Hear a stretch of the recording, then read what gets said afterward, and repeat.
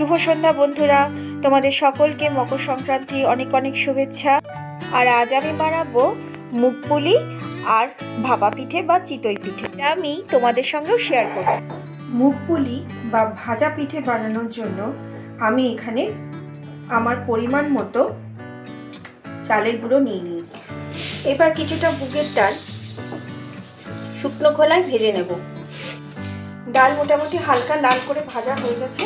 এবার আমি একটা বাটিতে নামিয়ে নিয়ে তারপর ভালো করে জল দিয়ে ধুয়ে নেব।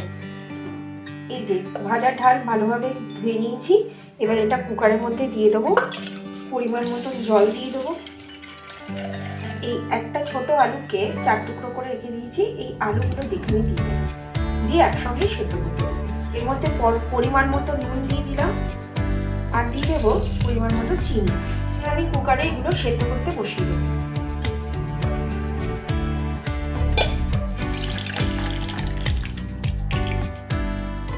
এবার আলুর সাথে এই মুগের ডালটা ভালো করে মাখিয়ে নেব। মুগের ডালটা আমি আলু দিয়ে ভালো করে মেখে নিয়েছি। এবার এখানে একটু মুগের ডালটা টেস্ট করে দেখে নিতে হবে। যদি নুন কম হয়ে থাকে তাহলে এই সময় নুনটা দিয়ে দিতে হবে, কারণ মুগের ডালটা দিয়ে আমরা চালগুড়িটা মাখবো, সুতরাং পিঠের মধ্যে কিন্তু এর টেস্টটা পাওয়া যাবে। তো এবার অল্প অল্প করে চালগুড়ির মধ্যে এই ডালটা মিশিয়ে আমরা ভালো করে ধীরে ধীরে চালগুড়িটা মেখে নেব। এটা কিন্তু একবারে দিলে চলবে না। যেমন করে আমরা আটা মাখি অল্প অল্প করে জল দিয়ে, তেমনি করেই কিন্তু অল্প অল্প করে ডাল দিয়ে ভালো করে চালগুড়িটা মেখে নিতে হবে।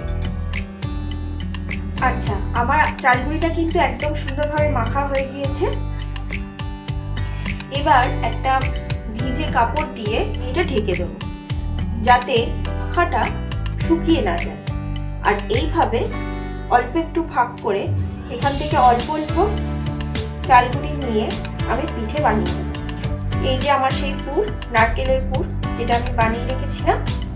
এইবার এটা পিঠের মধ্যে দিয়ে ভালোভাবে আমি পিঠেগুলো বানিয়ে নেব।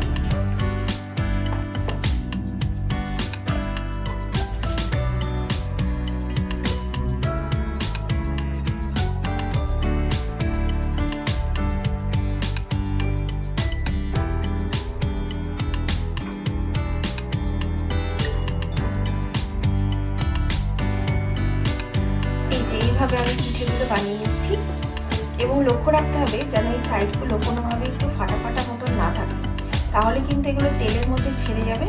এবং তৈরি করেও কিন্তু আমি এখানে এই ভিজে কাপড়ের নিচেই রেখে দেবো, যাতে এগুলো ফেটে না যায়। এই যে আমার পিঠে মোটামুটি বানানো রেডি হয়ে গেছে। গ্যাস অন করে কড়াই গরম হয়ে গেলে এখানে আমি পরিমাণ মতো তেল দিয়ে দেবো। আমি এখানে রাইস ব্র্যান অয়েল ব্যবহার করছি। আপনারা যে কোনো সাদা তেলে এগুলোকে ভাজতে পারেন।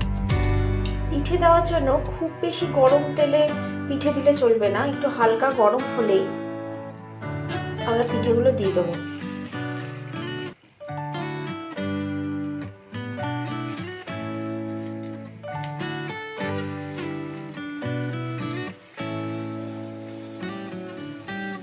এবং একদম লো ফ্লেমে রেখে আমরা ধীরে ধীরে পিঠেগুলোকে ভাজতে সময় দেব।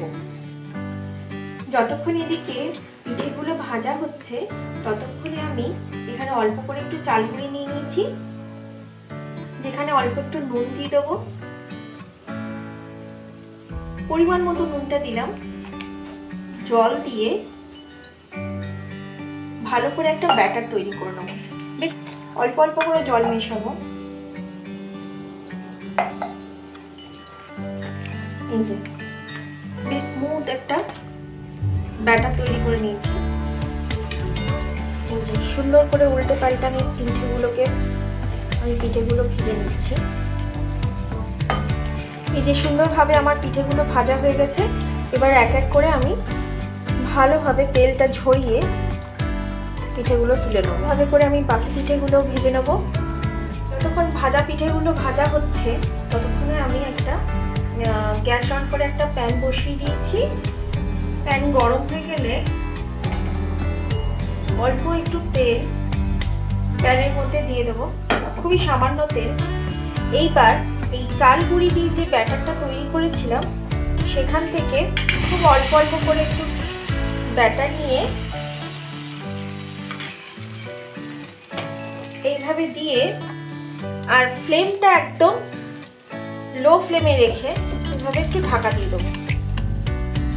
সাধারণত মাটির সরাই এই চিতই পিঠে তৈরি করে, কিন্তু এই মুহূর্তে আমার কাছে মাটির সরা নেই, তো সেই জন্য আমি প্যানিং করে নিচ্ছি। তরল খেজুর গুড় দিয়ে এটা খেতে কিন্তু খুব ভালো লাগে, মানে আমার তো খুব ভালো লাগে, তাই আমি এটা অবশ্যই করি। এই দেখো বন্ধুরা কি সুন্দর এটা তৈরি হয়ে গেছে, আর এখানে ওপরে হালকা জালিও দেখা যাচ্ছে। এই দেখো এইদিকে আমার মুগপুলি বা ভাজা পিঠে যাই বলো না কেন একদম রেডি, আর এইদিকে আমার চিতই পিঠেও রেডি।